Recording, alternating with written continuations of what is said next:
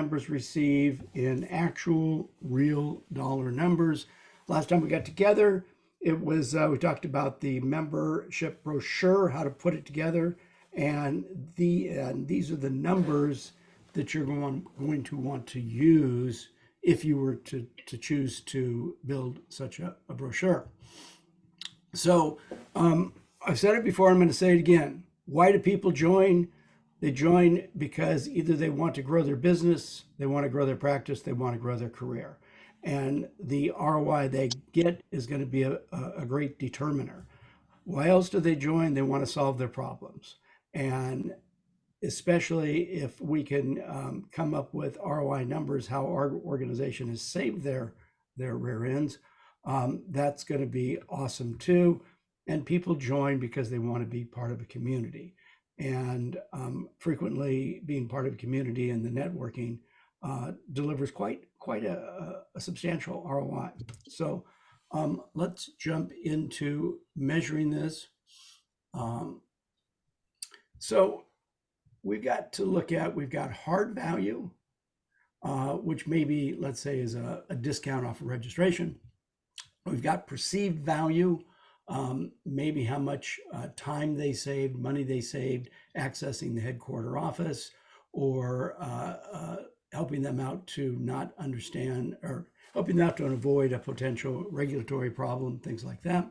And then there's industry value. And the challenge with industry value is, and I'll talk about this a little bit, I don't want to get into it too deep. One day we'll get into this deeper. But remember, industry value is something that even the non-members get. So it's really, really hard to sell membership on the industry value, because what's going to come out of somebody is, well, I'm going to get that anyway. And the only response really is, well, join because you should, join to support the industry. And then people go, yeah, I can't afford it.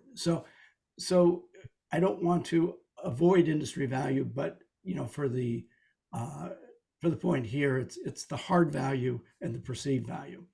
So here's an example of a actual facilitation I did. This was for the wall and ceiling industry. And you can go through and we can look at each of the points. I'm not going to read each one of them out to you. Feel free to screenshot this if you want. Or as you know, that you'll have access to the recording. You can spend more time with your staff looking at this. But effectively, we looked at each of the member-only features, things that only they get through membership. The group gave a value, and we'll talk a little bit later on how we go about that. And they effectively said, for the yearly investment of $585 in membership, we get value that we believe in actual real dollar numbers of $24,000. Well, that's pretty decent. And you can sell that. Now, if you look over up on the top left on this valuation, you notice the third bullet point, it says members only section. And when you look down there, there's a whole lot of things that people said either not applicable or no value. And you got to not be afraid of that. And I'll talk more about that in a little bit. Here's another example of one. And pardon me for just a moment while I move this bar so I can read. So this was one where we did the valuation both for the general contractors, the members, and we did the valuation for the suppliers. And it was very, very different as far as the value. The contractors, they believe that their value was 19 times, but the vendors believe their value was 41 times. Now, in this one, if you notice, if you look through the different features, you'll see per employee, per employee, per employee. Not all of them, but a number of them. So if you're doing one of these, like for, let's say, a professional society where it's the individual members that join, or a trade association where just, like the president joins, then you're going to do the valuation, what each of these relates to for that person.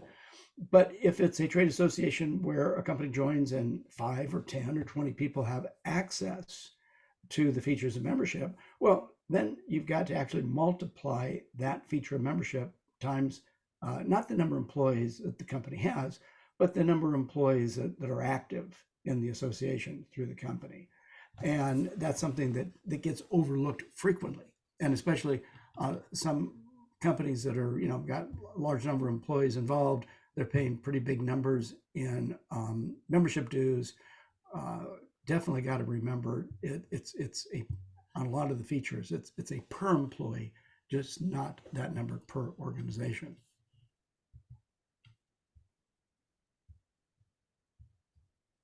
Okay, hold on for a second. There we go. So in looking at this process, I'll give you really quick. I just dumb stumbled on this in the year 2000. A gentleman from California Alarm Association hired me to do the keynote for their conference, and he was squeezing me for a little extra, and he said, "Hey, can you do a industry roundtable discussion? Throw that in." It's like, yeah, sure, what the heck. And when the way I'd always do industry roundtable discussions, I'd just put it up to everybody. Okay, what's on your mind? And we put 5 or 10 or 15 things on the board. Everybody vote. Give everybody like 3 votes, and whatever comes up on top, that's what we discuss. Well, this particular group, it was a lot of the board members, and they want to talk about the value of their organization. And as I'm playing around with this thing, I discovered or created, I don't know which, a way to determine the ROI and actual dollar numbers using qualitative research and full admission here before I even knew what qualitative research was. So just, tell you. So I'm not a scientific person. So this is something that I've created and made it better and better and better over the last 15 years. And let's jump. So here's what you want to do to get this thing going. And I'm going to be talking primarily here about doing a live one, but I'll talk afterwards about a hybrid using either Zoom or something like Metameter. But I think that I'll just tell you this, I think that the in-person groups are better. It gives you richer information because everybody has the same exact context. They're all in the same room. And I think it's better, but that doesn't mean that that's what you're going to be able to do. And it's better to do something good, even if it's not the absolute best, than nothing. So we'll talk about those.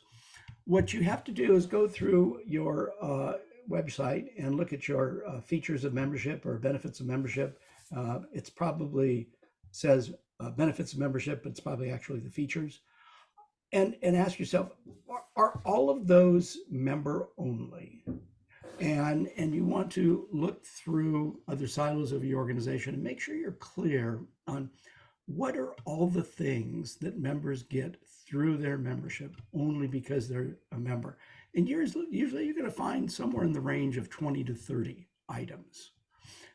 And then what I'll do, and this will all be done before the session, and generally, I'll work with the staff, you guys, whoever's going to do it, you can work together. But then when you actually do the focus group session, what you're going to do is you're going to put up on the board and you go, okay, here are all the features of membership that this organization offers. And I like to ask the people, is there anything we overlooked? And frequently somebody, from the audience go, well, what about this? And then the question is, well, is that member only or is that available to the whole industry? And 9 out of 10 times, the things that they throw out are going to be available to the whole industry. But once in a while, they're going to come up with something that you overlooked and go, great, thanks, add it to the list. Then what you want to do, and let me back up a little bit. One thing I didn't talk about is the sampling of the members. It's great if you can do this with some younger, some older members, some members from north, south, east, and west, some members from larger, smaller organizations. In addition to being diverse as far as the type of companies, ethnically or racially diverse isn't bad either. That's always very helpful. You want to get, it doesn't have to be perfect, but you'd like to get as close to a general gathering of people that represent most of the stakeholders in your organization. Doesn't have to be perfect, but pretty good is where you want to be. Then we talk about how we determine the value. And what you have to do is you want to put these people in a place where they all are working in the same context. They all are understanding how we're doing this. And you explain the way we're going to do this and the way you're going to do it in your own mind is you are going to think about every feature. Did you use it? What was the actual dollars? Or if it saved you hours, how much are you worth? Now, we don't want them to, I don't ask anybody to say how much, they are worth per hour to their organizations, none of my business. But what I get them to do is think about, okay, look at all of your perks, your car, your truck, your this, your that, your office, your salary, the real cost to the organization of you. And if you work 40, 50 hours, whatever you work, divide it up, and you're going to come up with, okay, you're worth what number? $500 an hour. Just, take that for discussion. And then I'll tell the attendees, I don't, when we do this, when we start sharing verbally with everybody, I don't want you to say, well, I'm worth $500 an hour at X hours. No, just give a number. So what we're going to do is give people, excuse me, context to where they can figure out in their head, or everybody's got a calculator on their phone, a number that this feature is worth to them, and then it becomes a negotiation within the group. And for each number, we talk to them about, a number we put up has got to make, pass the smell test to anybody that's not a member. So we want to make sure that when we come up with what everybody in the group believes this feature is worth through negotiation or argument, that it's the number is not so egregiously low that too many people go, oh, come on, that's ridiculous. Or it's not too egregiously high to where people can't defend it. You want a number in the middle where most of the people in the audience will say, yeah, my number is a little different than that, but yeah, I can sell that number. I can explain that number, and that number works for me. That's where you want to go. Now, if you, and we'll talk later about Metameter, but if you use something like Metameter, then you're just going to have everybody put in their number, and then you'll just use the average, and that can be problematic, but that's the way you do it. Also, some of the things, especially like networking, some of the things that people say, well, I got value 1 year in a networking situation that saved my company $50,000. Let's just take that number. But that was only once in 10 years. So if we divide that $50,000 by the 10 years, that means that the true value to you was $5,000 a year. And most people go, yeah, and go, okay, that's the number that we're going to talk about. And basically what you're doing, I'm fine with when I do it, just letting everybody yell out their number. And I just kind of listen for what number I'm hearing the most. And then I just go through process of elimination till we get to a number that everybody in the room is comfortable with. We don't have to have a complete consensus, but we have to have to where most of the people say, yeah, I could sell that number, or I could explain that number. The thing I mentioned earlier where some of the line items were zero, here's the problem, and I'll talk to you more about this in just a moment. It's doing this valuation. It's best to use some kind of an outsider, even if it's a college instructor or something, because if somebody says it's zero, and this happened, and you're doing the valuation, and this happens to be your baby, you're going to go ballistic on them, and then we're not going to have honest answers. And so we need to be okay if members say it's zero. And I'm going to talk to you at the end on how to use that and why that's okay. And then I mentioned earlier about if it's a generally more a trade association as opposed to a professional society, If it's a company that joins and they got a lot of members, on the features that apply per member, you got to make sure that we multiply that out. And then it's real simple. It's just, and generally, when I do these sessions live, there's always somebody in the room that's kind of that analytical personality, and they're adding up the numbers as we go along. And I'll just ask, has anybody already added up the numbers and divided it, by the cost of membership? And invariably somebody has that number. So this here's the thing. People believe what they create more than, and what their friends create, more than they believe what you, the association's staff, create. So if you just try to do this in office and the staff gets together and you come up with your own numbers, the people out there will tend not to believe it, because it's not them that determined. It's when you're able to use these numbers and put down, our members have told us on average, this is what each of the features of membership are worth to them. That's when they start believing it. Now, when I talked about the mixing the qualitative and quantitative, if you want to use Zoom polls, or if you want to use Metimeter and do this virtually, well, that's better than not doing it. Your numbers might get a little bit skewed because you're doing an average as opposed to having a conversation with the group. But you've got to go through the same process of getting everybody on the same page and understanding, here's the context with which we figure it out. One that comes up a lot is a feature of membership is access to the headquarters staff. Or another one is, while advocacy work is not a feature of membership, if you have a member-only legislative update, then that is a feature of membership. And when you start asking people to figure out, okay, yeah, you could pay a clerical person to do this, and they could go find it. How many hours would it take?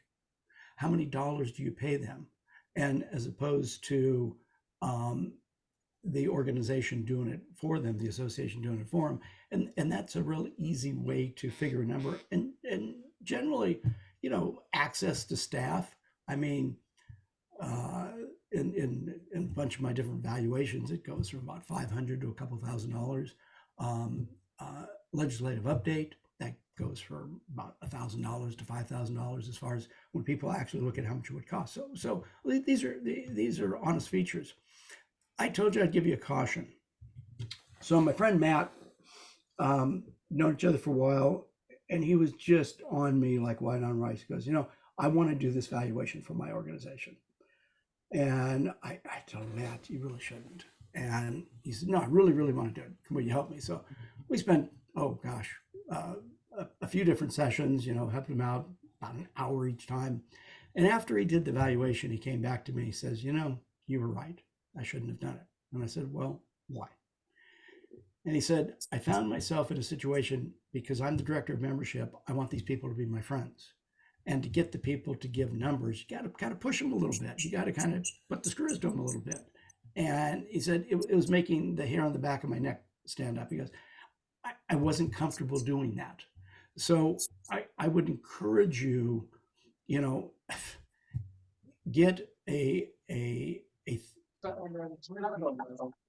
get an outsider to do this, somebody that doesn't have any dog in the hunt. And, it's not their job to go, that number's too high, that number's too low. It's just their job to go, to get from the audience, from the group, from the members, what they believe. And so